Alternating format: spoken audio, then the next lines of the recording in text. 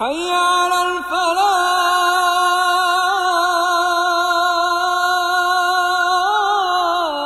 آؤ نیکی کی طرف، آؤ بھلائی کی طرف. سنیے اس رمضان آر جے مہاوش اور ہمارے special guest life coach motivational speaker Aamir Khadim Hussain کو حیا علی الفلاح میں.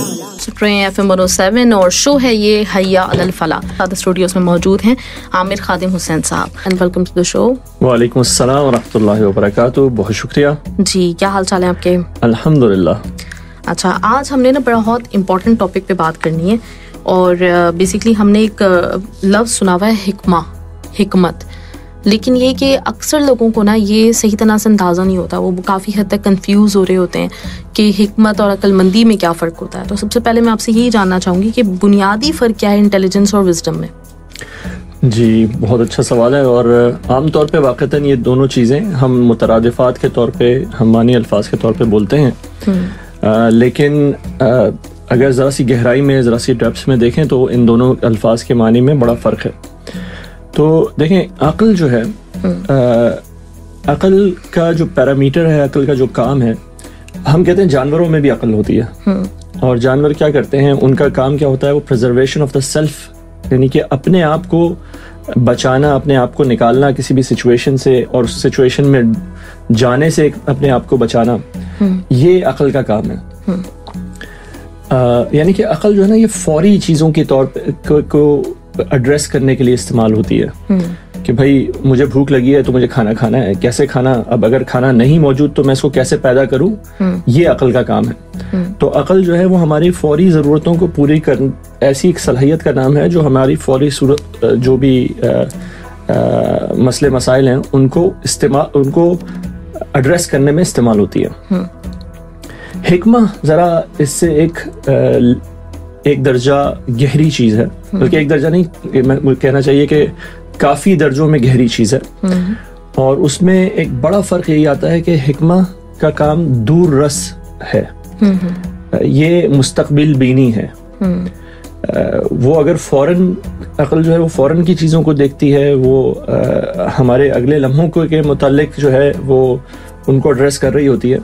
تو حکمت کا کام یہ ہے کہ حکمت ہمارے فیوچر کے اوپر، ہمارے مستقبل کے اوپر کس قسم کے اثر انداز ہوں گے. یعنی کہ آپ دیکھیں کہ ایک شخص جس کو بھوک لگی ہوئی ہے، وہ کہتا ہے مجھے بھوک لگی ہے اور مجھے کھانا کھانا ہے، تو عقل بھی کہتی ہے کہ کھانا کھانا چاہیے، بھوک لگی ہوئی ہے.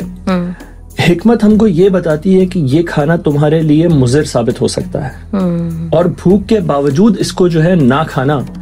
دیکھیں، یعنی کہ عقل کا تو تقاضا یہ بن رہا ہے کہ نہیں کھا لو، لیکن حکمت آپ کو یہ بتاتی ہے کہ نہیں، بھوک ہے لیکن بھوکا رہنا بہتر ہے اس بات سے کہ آپ اس لقمے کو کھائیں. اچھا، یہ تو ہو گیا کہ بھائی اس طرح سے سمجھ لیں کہ یہ لقمہ جو تھا وہ کسی ایسی غذا کا تھا جو ہمیں ہضم نہ ہوتی ہو اچھی طرح سے.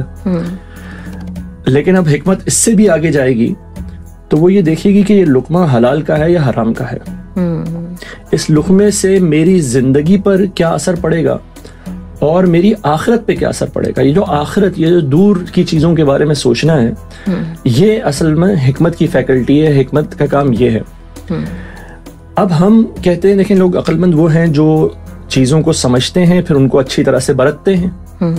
ٹھیک ہے، دنیا کو سمجھ لیتے ہیں، دنیا کیسے چلتی ہے، اس میں مال کیسے کمایا جاتا ہے، اس میں لوگوں کو رام کیسے کیا جاتا ہے، اور اگر وہ یہ سب کچھ کر لیتے ہیں تو ہم کہتے ہیں یار یہ شخص عقل مند آدمی ہے. اچھا، حکمت اس سے آگے جاتی ہے اور وہ سچائی اور حقیقت کی تلاش میں ہوتی ہے کہ کسی چیز کی سچائی کیا ہے، اس کی حقیقت کیا ہے. تو ٹھیک ہے، دولت ہے تو دولت کا مصرف کیا ہے، دولت کیوں کما رہا ہوں، اس کا مقصد کیا ہے، اس کو کیسے استعمال کروں گا تو میرے لیے فائدہ مند ہوگی اس دنیا کی حد تک بھی اور آخرت میں بھی. یہ حکمت کا کام ہے. اور پھر جب وہ سچائی اور حقیقت کی تلاش میں آگے بڑھتی ہے تو سب سے بڑی سچائی اور سب سے بڑی حقیقت جو ہے وہ ہے اللہ تعالی. اور وہ جو الحق ہے، ہم حقیقت کو ڈھونڈ رہے ہیں، اور وہ جو الحق ہے اس کو تلاش نہ کیا اگر ہم نے، تو پھر اس کا مطلب ہے کہ ہماری عقل، ہماری حکمت وہاں تک نہ پہنچ سکی جہاں تک اس کا پہنچنے کا مقصد تھا. تو اب اللہ کی معرفت کو حاصل کر لینا اصل حکمت ہے. اور تھوڑا سا اگر ہم پھر عقل اور اس میں حکمت میں فرق کرنا چاہیں تو ایک بات یہ بھی سمجھ میں آتی ہے کہ عقل جو ہے وہ بذات خود، جیسے میں نے کہا پریزرویشن آف دا سیلف کا نام ہے. اچھا، پریزرویشن آف دا سیلف کا مطلب تو یہ بھی ہے کہ اگر ہمیں کوئی مشکل آ رہی ہو تو ہم اس مشکل کے اندر ڈٹے نہ رہیں بلکہ پیچھے ہٹ جائیں. عقل کا تقاضا تو یہ ہوتا ہے بہت دفعہ. تو یہ دیکھیے کہ یہ جو اس کو ہم عشق کہتے ہیں اور جنون کہتے ہیں، یہ تو عقل کے تقاضوں کو بائی پاس کر جاتی ہے نا چیز. تو ہم سے کہا جاتا ہے پیچھے نہیں ہٹنا، لیکن عقل کہہ رہی ہوتی ہے اس وقت بھی. دیکھیں وہ حضرات جو اللہ کے نبی صلی اللہ علیہ وسلم کے حکم کے اوپر 313 نکل پڑے، ہاتھ میں ہتھیار بھی نہیں ہیں، چیزیں بھی نہیں ہیں پوری، پاؤں میں جوتیاں بھی پوری نہیں ہیں، اور وہ پھر بھی 1000 کے لشکر کا مقابلہ کرنے نکل پڑے ہیں. عقل اس بات کو تسلیم نہیں کرتی. عقل کہتی ہے نہیں، یہ تو غلطی ہے، یہ تو بے وقوفی ہے. لیکن حکمت یہ بتا رہی ہوتی ہے کہ نہیں، اس کے آگے، یعنی کہ یہ جو ابھی تھوڑی سی مشکل ہے، اس کے آگے بہت آسانی ہے. فَإِنَّ مَعَ الْعُسْرِ يُسْرًا إِنَّ مَعَ الْعُسْرِ يُسْرًا. تو ہم نے ایک پچھلے پروگرام میں بات کی تھی کہ انسان کی 2 آنکھیں ہیں. ایک اس کی یہ سر میں لگی ہوئی، چہرے میں لگی ہوئی آنکھیں ہیں جن سے وہ اس دنیا کے حالات کو دیکھتا ہے، اور ایک اس کی دل کی آنکھ ہے جو اس کی روح کی آنکھ ہے جس سے وہ اصل حقیقت کا مشاہدہ کرتا ہے. تو عقل اگر صرف چہرے کی آنکھوں سے اور کانوں سے سننا اور آنکھوں سے دیکھنا اور باقی حواس خمسہ کو استعمال میں لاتے ہوئے اپنے آپ کو فائدہ پہنچانے کا نام ہے، تو حکمت اس سے آگے بڑھ کر دل کی آنکھ کھول دینے کا، روح کی آنکھ کھول کے حقیقت کا مشاہدہ کرنے کا نام ہے. اور جو یہ کر لیتا ہے اللہ تعالیٰ اس کے لیے کہتے ہیں وَمَن يُؤْتَ الْحِكْمَةَ فَقَدْ أُوتِيَ خَيْرًا كَثِيرًا، کہ جس کو ہم نے حکمت عطا کر دی اس کو تو ہم نے خیر کثیر عطا کر دیا، ہم نے اس کو بہت بڑا خیر عطا کر دیا. اب اس شخص کے پاس چاہے مال و دولت نہ ہو، چاہے وہ دنیا کے حوالے سے نہ لگ رہا ہو کہ یہ عقل مند ہے، جیسے کہ منافقین نے کہا تھا کہ ہم ان لوگوں کی طرح ایمان لے کر آئے کما آمن السفہاء، کہ جیسے بے وقوف لوگ ایمان لے کر آئے ہیں. یعنی کہ وہ کیا کہہ رہے تھے اس وقت؟ دیکھیں وہ ایمان والوں کو کہہ رہے تھے کہ یہ بے وقوف ہیں، یعنی کہ ان میں عقل موجود نہیں. لیکن اور دنیا کی نظر سے دیکھا جائے تو واقعی وہ ایسے کوئی عقل مندانہ ڈیسیشنز نہیں لگ رہے ہوتے. لیکن یہ جو مقام عاشقی ہے اور یہ جو جنون کا مقام ہے، اس کے اوپر یہی چیزیں جو ہیں، یہ پھر اب وہ حکمت کا تقاضا یہ بتا رہا ہے کہ نہیں جی، دنیا ہمیں جیسے بھی دیکھنا چاہے دیکھے، دنیا میں ہمارے ساتھ جیسا بھی ہو، لیکن ہم جو ہیں وہ ہماری نظر اصل حقیقت کے اوپر ہے، ہم اصل چیز کے اوپر نظر رکھے ہوئے ہیں، آئیز آن دا پرائز جسے کہتے ہیں. تو یہ وہ لوگ ہیں جو حکیم لوگ ہیں، حکمت والے لوگ ہیں. اور یہی عقل، اچھا عقل اور حکمت میں تعارض نہیں ہے، ایسا نہیں ہے کہ عقل ہے تو حکمت نہیں ہو سکتی، بلکہ میں یہی بلکہ پوچھنا بھی چاہ رہی تھی کہ کیا ایسا ممکن ہے کہ کوئی عقل مند ہو اور مطلب وہ اس کے اندر جو حکمت نہ ہو، یا پھر یہ کہ کوئی حکیم ہو اور عقل مند نہ ہو؟ جی لیکن دونوں باتیں ممکن ہیں. لیکن سب سے پہلے ہم دونوں پازیٹیوز کو دیکھ لیتے ہیں. عقل ہو اور حکمت بھی ہو تو یہ تو نور علی نور ہے، ٹھیک ہے، اور یہ بالکل پاسبل بھی ہے، بالکل ممکن ہے ایسا ہو. اور یہ جو ہمارے جتنے بھی بڑے لوگ ہیں دین کے اندر، یہ سب اسی کیٹیگری میں آ جائیں گے. یہ اپنے زمانے کے جینیسز بھی ہیں، عقل کے حساب سے بھی جینیس ہیں. چاہے دنیا دیکھیں نا، دنیا بہت سارے عقل مندوں کو جب تک ان کی بات ثابت نہیں ہو جاتی تب تک ان کو بے وقوف کہتی ہے. بڑے بڑے سائنسدانوں کو بے وقوف کہا گیا، اور پھر جب ان کی بات ثابت ہوئی تو پتہ لگا جناب یہ تو جینیس تھے. ٹھیک ہے، تو اسی طرح انبیاء اور صلحاء اور وہ صحابہ جن کو منافقین جو ہیں وہ بے وقوف کہہ رہے ہیں، اصلاً وہ بے وقوف قطعاً نہیں تھی، وہ تو بہت عقل والے تھے. انہوں نے اپنی عقل کو صحیح کام سے میں لگایا، اب انہوں نے حکمت کے ساتھ جوڑ لیا تھا اپنی عقل کو. ہاں، لوگ جن کی نظر صرف عقل پہ رہی، جنہوں نے صرف ظاہر دیکھا، ان کے نزدیک یقیناً یہ جو ہے یہ خسارے کا سودا بن سکتا ہے اور ایک جو ہے وہ بے وقوفی کی بات ہو سکتی ہے.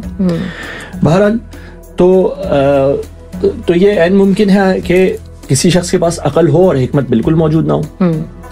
دیکھیں یہ ابو جہل جسے ہم کہتے ہیں، اس کا ابو جہل تو اس کا نام رکھا گیا اسلام میں، یعنی کہ جہالت کا باپ، لیکن اس کا اصل نام تھا ابو الحکم، حکمت کا باپ. اس کو تو لوگ مانتے تھے کہ بہت عقل مند، بڑا ذہین آدمی ہے، لیکن دیکھیں وہ ذہین، وہ عقل مند تو تھا لیکن وہ حکیم نہیں تھا, چاہے لوگوں نے اس کو کہا. اس نے چیزوں کی حقیقت کو نہیں جانا. جو شے کی حقیقت کو نہ جانے وہ نظر کیا. تو اور بہرحال خال ایسے لوگ بھی آپ کو مل ہی جائیں گے جو شاید دنیا کے اگر ہم پیرامیٹرز کے اوپر ان کو دیکھیں تو وہ شاید عقل مند نہ ہوں, بلکہ آپ اس طرح سمجھ لیں نا کہ کچھ جنہیں ہم مجذوب کہتے ہیں.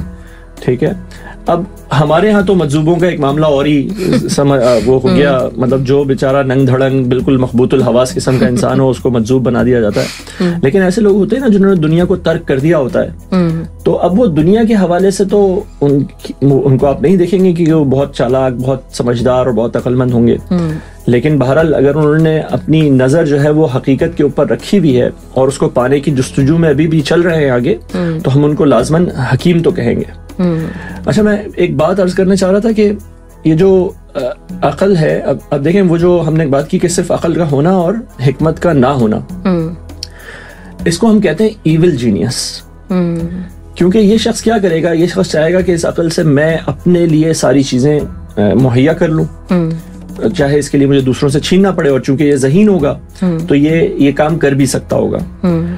تو صرف عقل جو ہے چونکہ اس کا تعلق اپنے آپ سے ہے, پریزرویشن آف دا سیلف کے ساتھ ہے, تو عقل جو ہے وہ ہمیشہ انسان کو اپنی, چونکہ پھر اس کا تعلق جو ہے وہ ہمارے اس مادی جسم کے ساتھ بھی ہے. جیسے پچھلی اگر اقتصاد کی باتوں سے ہم اس کو جوڑیں تو جو کہ ہمارا مادی جسم جس کے اندر نفس امارہ موجود ہے, جس کا کام یہ ہے کہ وہ کہتا رہتا ہے حل من مزید, اور کیا ہے میرے لیے, بتاؤ اور کیا اور کیا. تو اس عقل کی بھوک طاقت کے لیے, اس عقل کی بھوک شہرت کے لیے, اس عقل کی بھوک دولت کے لیے کبھی ختم نہیں ہوگی. یہ شخص ایول جینیس بن جائے گا. جبکہ اس کے مقابلے میں وہ شخص جو اپنی اس روح کے ساتھ, اپنی اس فطرت کے ساتھ, اپنے دل کے ساتھ اس عقل کو جو ہے وہ ملائے گا, کمبائن کرے گا, تو یہ وہ لوگ ہیں جو حکیم ہیں. اور یہ وہ لوگ ہیں جن کو پھر کہا گیا, جیسے انگلش میں بھی ان کے لیے لفظ جو ہیں, دیکھیں انٹیلیجنٹ ہے عقل والے کے لیے, لیکن ان کے لیے ورڈ ہے سیجز, دانا لوگ. ٹھیک ہے, اب یہ دانائی جو ہے لفظ, یہ آپ کو عقل کے, ہم چاہے اس کو مترادف کے طور پہ استعمال کر لیں, لیکن اصل بات کیا ہے کہ دانائی کچھ دور رس نتائج کو دیکھ رہی ہوتی ہے, دور بین ہوتی ہے, دور اندیش ہوتی ہے. تو یہ ایک کچھ فرق ہیں جو ہمیں نظر میں آتے ہیں جب ہم حکمت اور عقل کی بات کرتے ہیں. صحیح.